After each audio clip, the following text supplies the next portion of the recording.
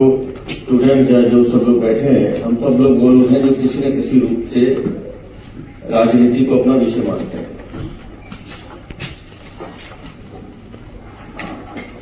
एक सवाल मन में आता है कि आखिर इसकी जरूरत क्या है। यहाँ 18 से 21 के बीच का कौन है? क्या नाम है आपका? मैडम साक्षी मिश्रा। साक्षी, क्या जानती हो इमरजेंसी के बारे में?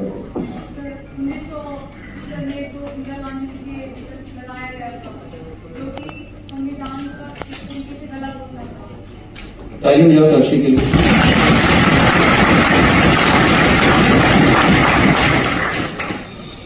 क्यों जरूरी है 25 जून 1975 को याद रखना, इसलिए मैंने साक्षी को खड़ा किया। आज 50 साल हो गए इस घटना को, और हम कल्पना नहीं कर सकते कि क्या हुआ उसको। कोर्ट का एक फैसला आता है आघात का। आप उम्मीद नहीं कर सकते कि सड़क पर चलता हुआ आदमी उठा लिया जाता था। अगर आपने सर उठाकर सरकार के खिलाफ कुछ बोलने की कोशिश की तो आपको जेल में बंद कर दिया जाता था, मीडिया को लिखने के लिए मना कर दिया गया, टीवी और आकाशवाणी सरकारी हो गए कि जो कहा जाएगा सिर्फ उतना ही बोलना है। आजकल कौन सा गाना सबसे फेमस है डुएट सॉन्ग? यंगस्टर बताएगा? मैं तो आजकल देख नहीं पाता हूं। साक्षी, आजकल कौन सा गाना फेमस है? एक गाना बताओ जो डुएट हो। किसी और को बताओ तो कोई और बताएगा।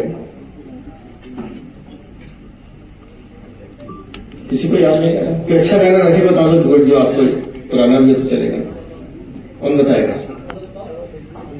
अरे बताओ भाई, हम बातचीत करने के लिए। वो पार्लियामेंट में क्या मतलब है? बात करना। कोई सा भी गाना बताइए। अच्छा, अभी अभी नहीं था, किधर गया ये? इसमें दो सिंगर है, इसमें कौन कौन है? एक तो रफी साहब है और शायद लता मंगेशकर। अब आप सोचो, यही गाना जाने कहा मेरा जिगर गया जी, अभी अभी यही था किधर गया जी, ये दोनों आवाजें अगर लता मंगेशकर गाए तो कैसा लगेगा? मेल की भी फीमेल की। इमरजेंसी में यही होता था, क्योंकि किशोर कुमार को बैन कर दिया गया था, तो डुएट सॉन्ग में भी मेल वाइज में कोई गाना है तो लता जी उसको भी गाते थे। अब आप समझ लीजिए इमरजेंसी क्या होती है।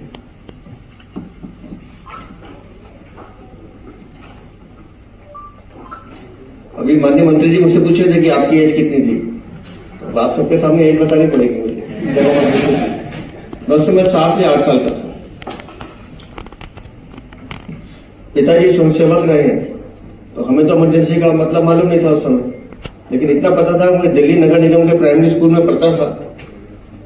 12:30-1 बजे छुट्टी होती थी, घर आता था और स्कूल की नेकर और शर्ट टांग देते थे, क्योंकि हफ्ते भर वही चलानी होती थी। 2 ड्रेस नहीं थी पहनने के लिए। तो शाम को 7 बजे पिताजी कहते थे स्कूल की ड्रेस पहनो, और मैं जोर जोर से रोने लगता था कि मुझे इस समय स्कूल क्यों ले जा रहे हो, सुबह तो होकर आया हूं। और रोता हुआ उनके साथ साइकिल पे बैठता था। वो साइकिल पे जाते थे, 1-1.5 घंटे 2 घंटे के चक्कर लगा के वापस आके मुझे घर छोड़ देते थे। और ऐसे एक बार नहीं 5-7 बार हुआ। आज समझ में आता है, क्योंकि उस समय कुछ कागज होते थे जो मेरे बस्ते में डाल के भिजवाए जाते थे। मुझे नहीं पता था कि इमरजेंसी में ये होता है। आप सोच नहीं सकते। ये जो जिस किताब का विमोचन किया माननीय मंत्री जी बताएंगे, हमारे देश के प्रधानमंत्री उस समय 25 साल के थे, और उन्होंने कैसे कैसे इमरजेंसी के दिनों में अपने साथियों की चिंता की। ऐसे दिल्ली में 244 लोग हैं जिनकी सूची हमारे पास, जिनसे मिलकर आए हम, जिन्होंने इस यात्रा को, जो अभी भी जीवित है, किसी का हाथ काट दिया गया, किसी के परिवार में डेथ हुई। एक माता जी मिली हमें, सुमित्रा देवी, 6 बच्चे उनके बच्चों के साथ जेल में थे। बच्चों की उम्र 3 साल 5 साल। ये थी इमरजेंसी। लेकिन आज की पीढ़ी को समझना पड़ेगा कि लोकतंत्र क्या होता है। कल मैं टीवी डिबेट देख रहा था, तो उसमें का आरजेडी की प्रवक्ता कह रही थी कि अभी तो अनडिक्लेयर्ड इमरजेंसी है। तो अजय आलोक हमारे प्रवक्ता, उन्होंने बहुत अच्छा जवाब दिया कि आपके नेता कल प्रधानमंत्री को ये गाली दे रहे थे, आपके नेता कल देश के गृह मंत्री को ये गाली दे रहे थे। अगर इमरजेंसी होती तो इतनी आवाज निकलती क्या? इतने बोलने की हिम्मत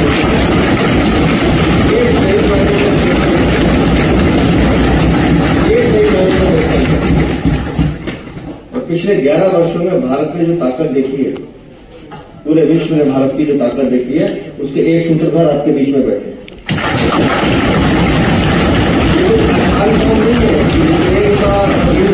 हमारे बच्चे वापस आ जाएंगे। ये कोई आसान काम नहीं है कि ईरान और अमेरिका बीच में लड़ रहे हैं, इजराइल लड़ रहे हैं और हमारे जो भारतीय हैं वो वहां से सुरक्षित निकाल के लाए जा रहे हैं। ये सोचने में, कहने में बहुत आसान है, इसके पीछे कितनी मेहनत लगती है, उस मेहनत का परिणाम आज भारत की सरकार के मेहनत की वजह से जो सारे बच्चे सब इंडियन वापस आ रहे हैं। और भारत की विदेश नीति कितनी ताकत रखती है, उसका बहुत बड़ा उदाहरण हमने कल देखा है। एससीओ की बैठक में माननीय रक्षा मंत्री श्री राजनाथ सिंह जी जब ये देखते हैं कि इसमें भारत उस कागज के टुकड़ों पे भारत के हित की चिंता नहीं की गई है, तो उठा के कागज फेंकते कि मैं साइन नहीं करूंगा, जाओ उसने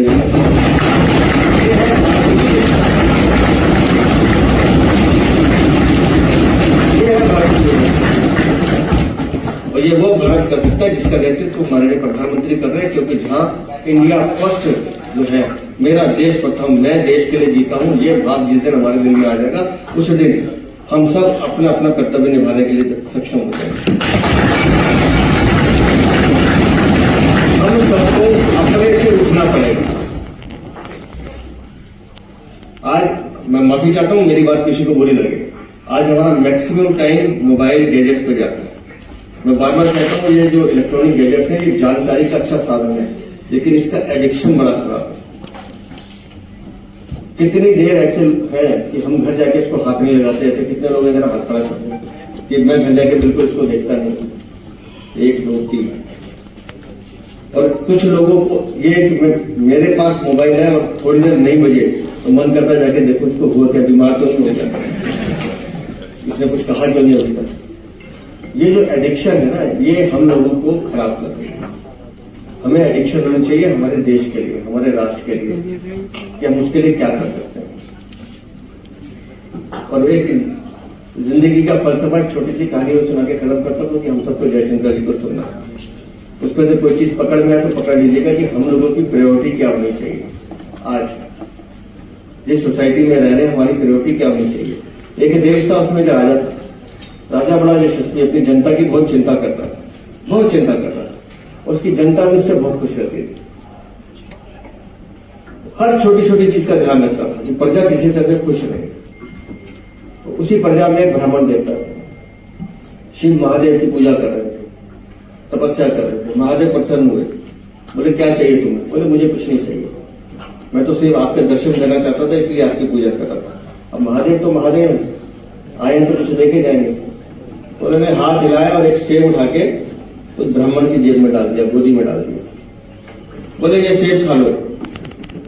ब्राह्मण ने पूछा इससे क्या होगा? बोले इससे तुम चिर युवा रहोगे और सारी उम्र तुम ऐसे ही दिखोगे जैसे आज खूबसूरत, और तुम शक्तिशाली बनोगे। ब्राह्मण ने वो सेब रख लिया। अब ब्राह्मण मन में सोचने लगा कि ये सेब मेरे किस काम का है, मैं तो ब्राह्मण हूं, हमारा देश का जो राजा है ये यशस्वी है, भला आदमी है, सबकी सेवा करता है, इसको दे देता हूं कि ये जितना ज्यादा जिएगा उतना ज्यादा जनता का कल्याण करेगा। उसने वो सेब उठा के राजा के पास गया और राजा को बताया कि सेब की महत्ता क्या है, ये सेब आप रख लीजिए। राजा ने वो सेब रख लिया। अब यहां से शुरू होता है मोह, जिसमें हम सब जकड़े हो गए।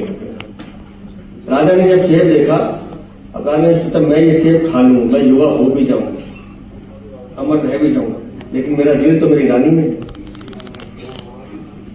तो रानी को कैसे संभालूंगा? समय के साथ रानी तो पूरी हो जाएगी, तो क्यों ना ये सेब मैं रानी को दे दूं। रानी ठीक रहेगी, रानी स्वस्थ रहेगी, तो मेरा भी जीवन चलता रहेगा। उसने वो सेब रानी को दे दिया।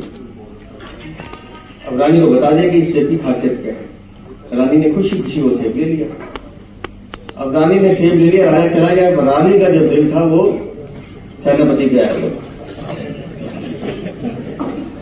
मतलब की बात है ना, इसलिए हंस रहे हो।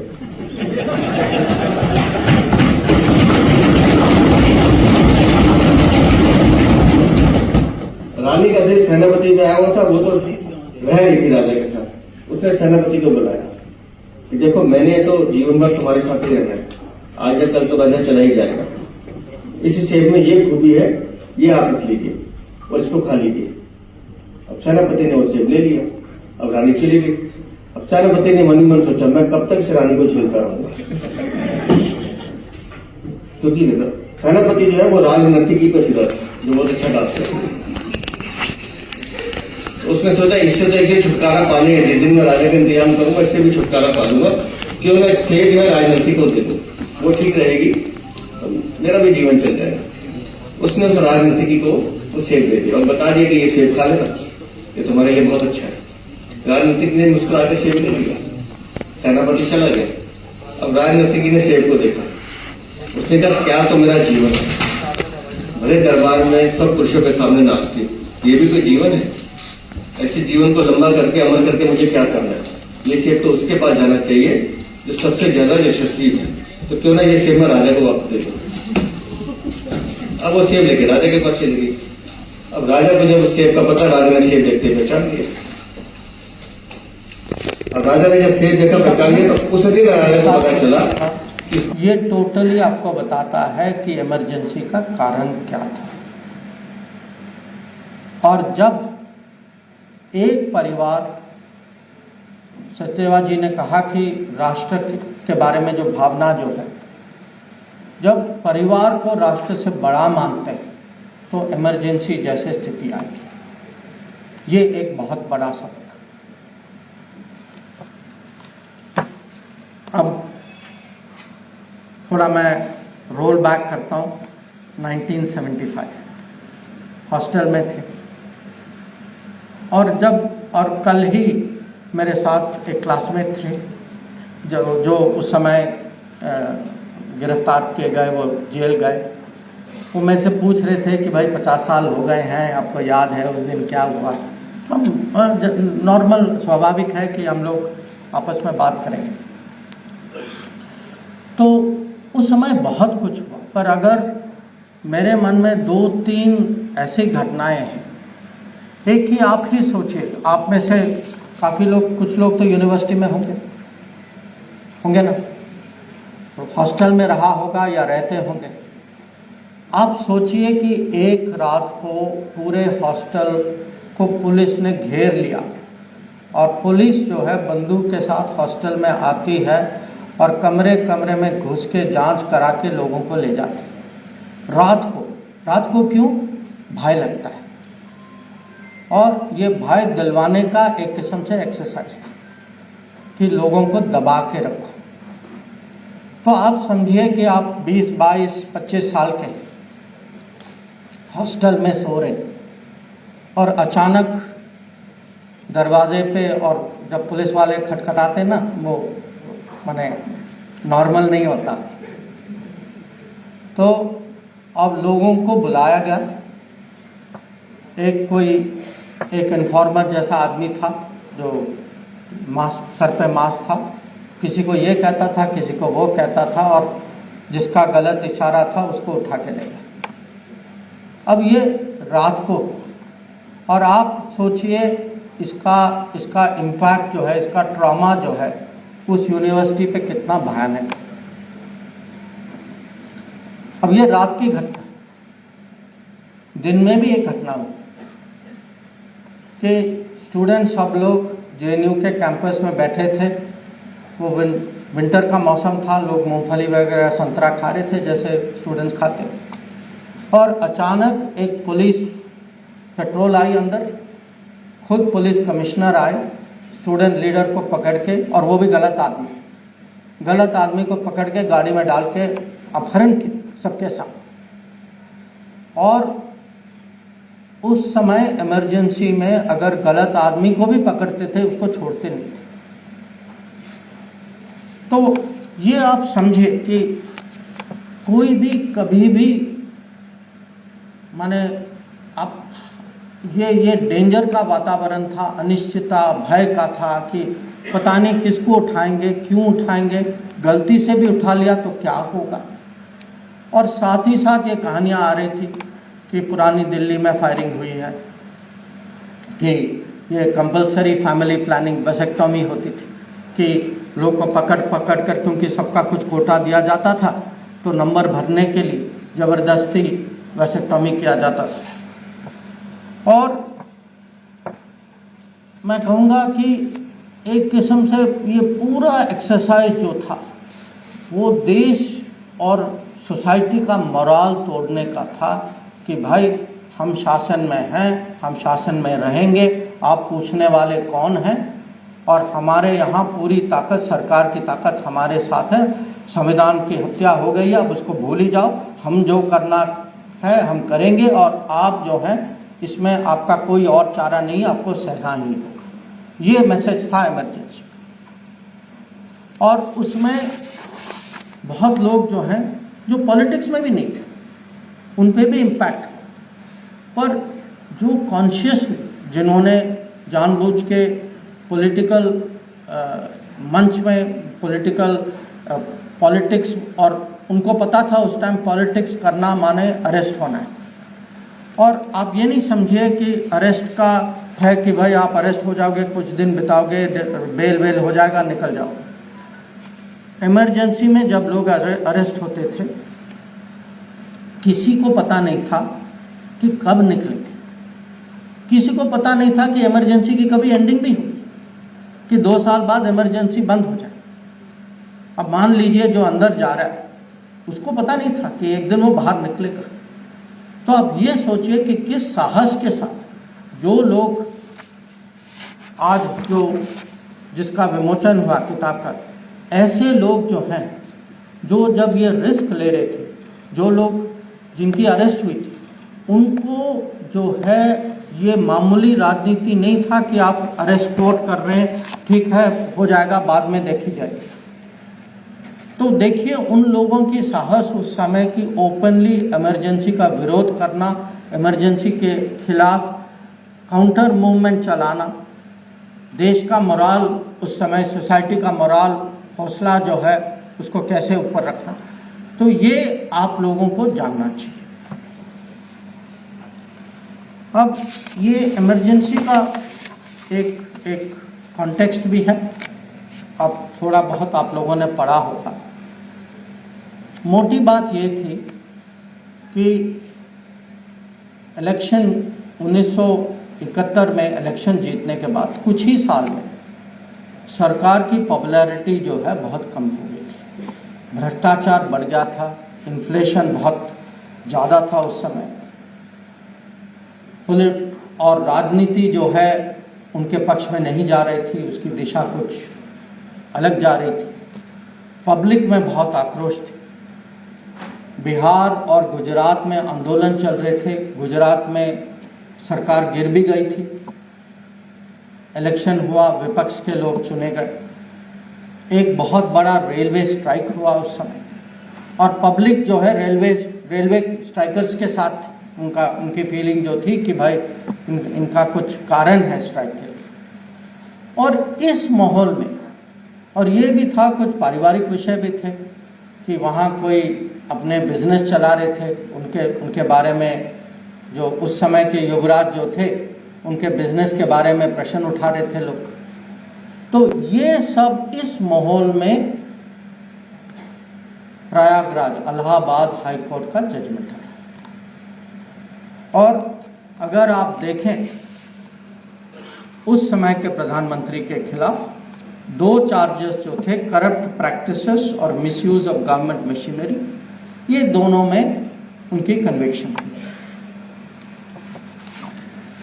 अब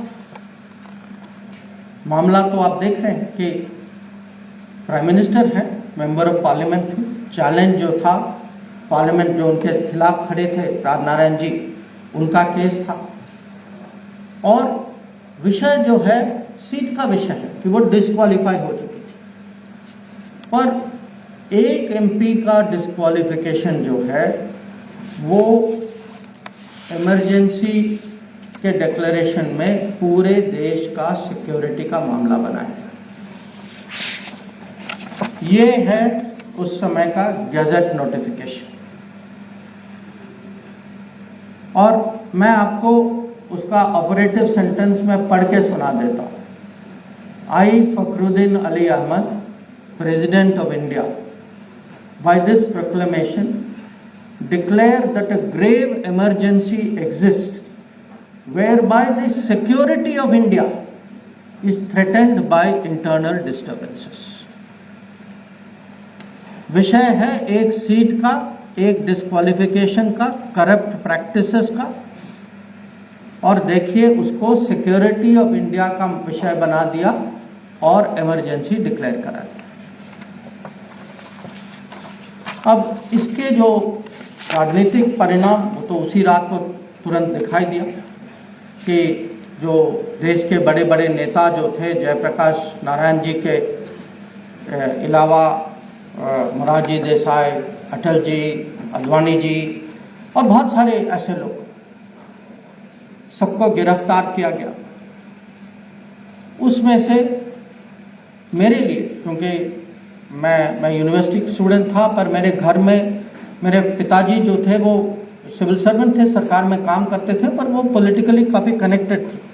तो हमारे घर में दो लोग, एक यूनिवर्सिटी जो जेएनयू में हमारा कनेक्शन सबसे ज़्यादा जॉर्ज फर्नांडिस के साथ, और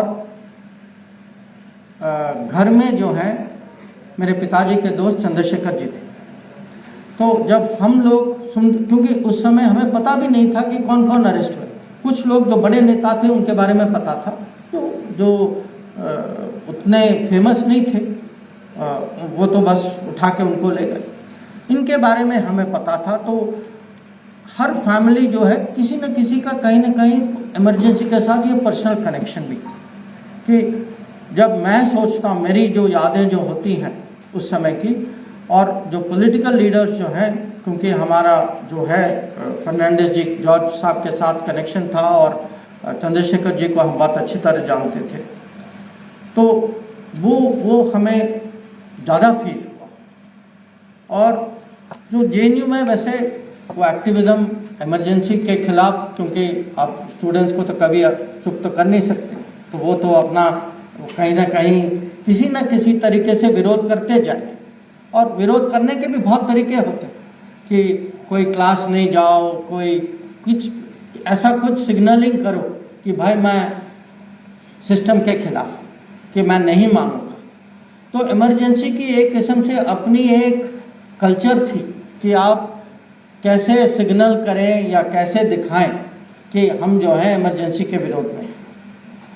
और मैंने हॉस्टल का भी, मुझे जो मेमोरी जो है उस समय, यादें जो है कि क्योंकि एक स्टूडेंट हॉस्टल जो है ऐसी जगह है, एक नेचुरल रेफ्यूज है कि किसी को कहीं जाना है कि कोई और नहीं मिला तो कहीं स्टूडेंट हॉस्टल में चलो कुछ 1-2 दिन बिता दिए। तो हॉस्टल में लोग आते थे, जाते थे। उस समय हम ज़्यादा पूछते भी नहीं थे कि कौन है, पर उस समय वो माहौल बना कि किसी ने अगर कहा कि भाई 2 दिन के लिए अपने कमरे में रख लो, तो हम रख लेते, क्योंकि हमें पता था कि ये कहीं ना कहीं कुछ कर रहे हैं ये लोग, इनका हेल्प करो, ज़्यादा प्रश्न नहीं पूछो और उनको अपने रास्ते में आगे बढ़ने चाहिए। तो ये मैं आपको इसीलिए कुछ डिटेल में बता रहा हूँ, क्योंकि जो राजनीति में भी नहीं थे, जो सामान्य लोग थे, जो कोई स्टूडेंट था, कोई प्रोफेशनल था, कोई, सबके लिए, सबके जीवन में उस समय इमरजेंसी का कुछ न कुछ प्रभाव हुआ।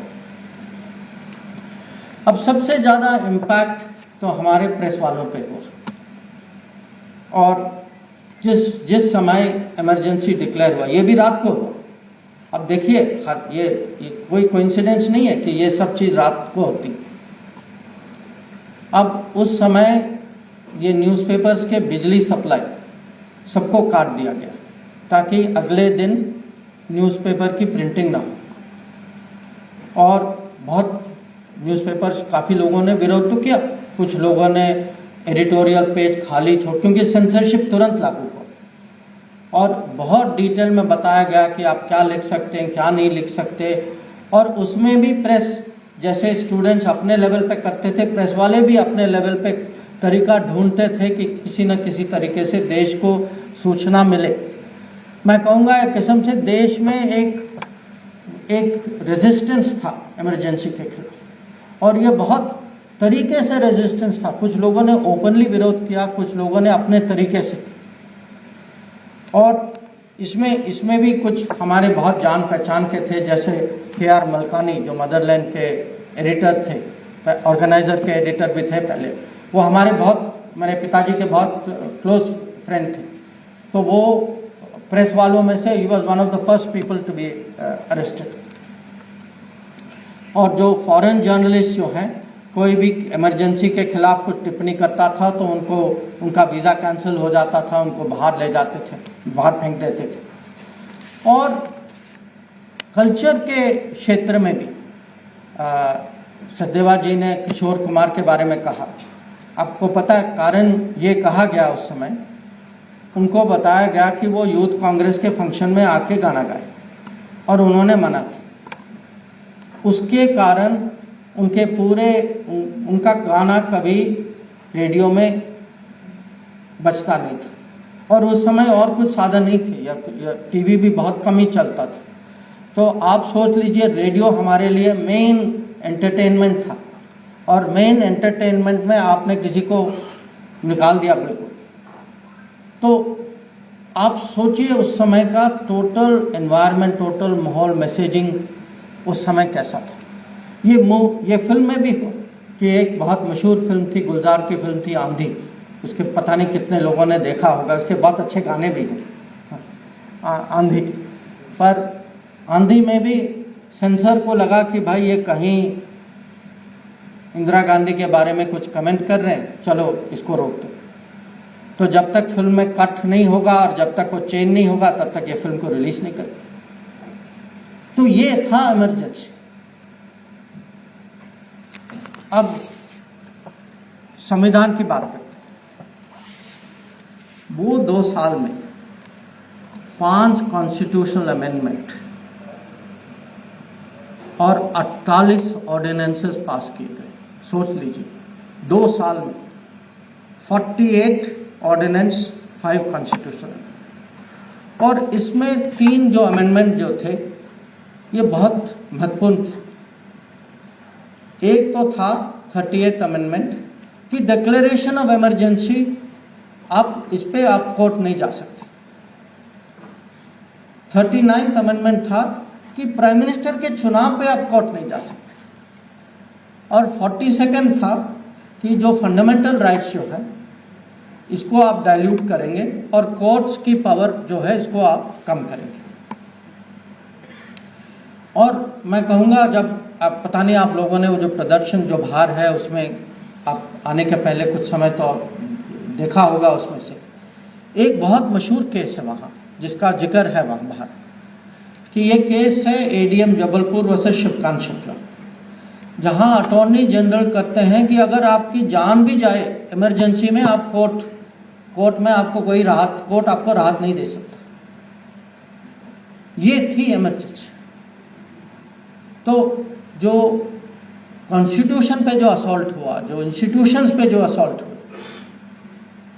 इसके परिणाम जो है सालों तक रहे। और चुनाव के बाद रिकवरी करना, और आज हमें इसीलिए जब हम बात करते हैं कि संविधान की हत्या हुई, जब आप प्राइम मिनिस्टर का इलेक्शन, जब आप इमरजेंसी का डिक्लेरेशन, जब आप कहते हैं कि आपके फंडामेंटल राइट्स, जब आपके जीने का हक जो है वो संविधान के बाहर है, वो है संविधान की हत्या। अब मेरा इंटरेस्ट फॉरेन पॉलिसी, आप जानते हैं विदेश मंत्री तो हूँ।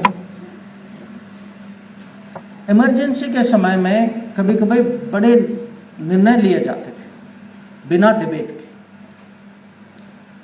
ये मॉक पार्लियामेंट है, उस समय इमरजेंसी पार्लियामेंट था।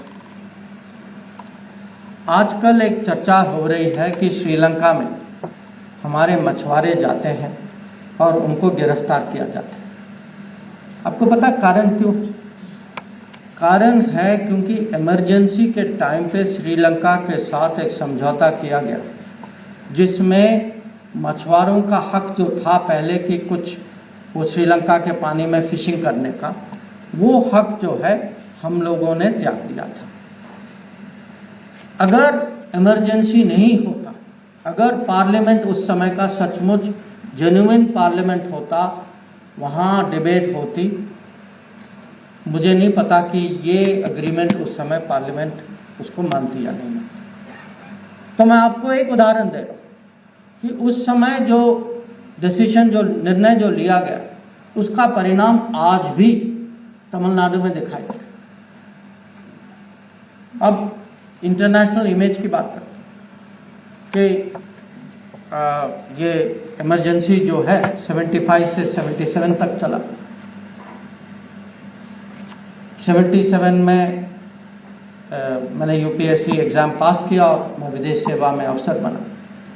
तो मेरे पहले जो सीनियर लोग जो थे, वो उस समय भारत के अलग अलग राजदूतावासों में थे, और हम उन लोगों से सुनते थे कि दुनिया में इमरजेंसी को डिफेंड करना कितना कठिन था। भारत की कितनी आलोचना होती थी कि हमारा इमेज जो था दुनिया में, क्योंकि माने दुनिया मानती है Bharat, India mother of democracy, सब दुनिया की सबसे बड़ी डेमोक्रेसी, सबसे ओल्डेस्ट डेमोक्रेसी। जब बड़ी डेमोक्रेसी, ओल्डेस्ट डेमोक्रेसी, वहाँ संविधान की हत्या होती, जहाँ डेमोक्रेसी की हत्या होती, तो आप सोचिए कि आप इंडिया के एम्बेसडर हैं या डिप्लोमेट हैं, आपकी स्थिति क्या है? आप किस मुंह से आप भारत को डिफेंड करेंगे? कैसा इमेज बनाएंगे? ये हम लोग सुनते थे अपने सीनियर लोग से उस समय। और इंटरेस्टिंग बात यह है कि इमरजेंसी के बाद भी, आप जानते हैं 77 में चुनाव हुआ, जनता सरकार आई, बाद में सालों बाद इंदिरा गांधी से पूछा जाता था, मैंने हाल ही में एक न्यूज़पेपर में पढ़ा था कि एक अमेरिकन पॉलिटिकल साइंटिस्ट ने पूछा कि is there anything you would have changed about emergency? He said Mrs Gandhi thought for a moment and she said no. तो आप सोचिए, और ये आफ्टर मेनी इयर्स। तो कभी आप ये सोचिए कि Congress party, Indira Gandhi, even Rajiv Gandhi, they have never expressed regret for emergency. This is also something we should note. Now, जैसे कि मैंने कहा, आज का कार्यक्रम हम इसीलिए कर रहे हैं क्योंकि हम सब जानते हैं कि इमरजेंसी के सबक हैं। तो इमरजेंसी के लेसन्स क्या हैं? मेरे लिए 5-6 सबक जो हैं मैं आपके सामने रखना चाहूँगा। एक तो मैं बहुत विश्वास के साथ कह सकता हूँ कि डेमोक्रेसी जो है हम लोगों के डीएनए में, कि अगर हम जो है ऐसे माहौल में, क्योंकि बहुत जगह जो हैं ऐसी तानाशाही, ऐसे माने जो अत्याचारें हुई थी, पर जिस तरीके से, जिस डेमोक्रेटिक तरीके से हम लोगों ने विरोध किया, अंत में फोर्स किया कि इलेक्शन होगा। क्योंकि इलेक्शन क्यों हुआ? वो सोसाइटी में वो उभर के आ रहा था, जो शासन कर रहे थे उनको पता था कि देश इमरजेंसी को मानती नहीं है, 2 साल हो चुके। तो जो रेजिस्टेंस, जो सोसाइटल रेजिस्टेंस जो थी इमरजेंसी के खिलाफ, उसके कारण 77 का चुनाव। और मैं कहूँगा कि इमरजेंसी से ये साबित हुआ कि डेमोक्रेसी जो है हम लोगों के खून में है, हमारे डीएनए में है, और हम किसी भी हालत में हमारी जो डेमोक्रेसी जो है, जो फ्रीडम जो है, जो कॉन्स्टिट्यूशन जो है, इसको हम, भारत की जनता हर समय इसकी सुरक्षा करेगी, कोई खोने के लिए तैयार नहीं। दूसरा कि फ्रीडम्स जो है, इमरजेंसी जैसे स्थिति तब होती है जब लोग जो हैं अपना हित, और मैं आपके उस कहानी के बारे में मैं सोच रहा था, जब फैमिली देश के से ज़्यादा आप फैमिली को आगे करते हैं, तब इमरजेंसी जैसे स्थिति होती है। और ये जो है, अब उस समय का नारा था कि Indira is India and India is Indira. तो जब ये पारिवारिक राजनीति होती है, इसका आप डेंजर समझिए, क्योंकि आपको बहुत गलत रास्ते में ले जाती है और इसमें देश का नुकसान होता है, जैसे इमरजेंसी में हुआ था। तीसरा कि जब आज भी लोग कहीं देश की बुराई करते हैं बाहर जाके, जब हमारे इंस्टीट्यूशन, जब हमारे चुनावों के बारे में टिप्पणी करते हैं, जब इलेक्शन कमीशन पे कुछ कहते हैं, तो आप ये नहीं समझिए कि ये कोई एक्सीडेंट है।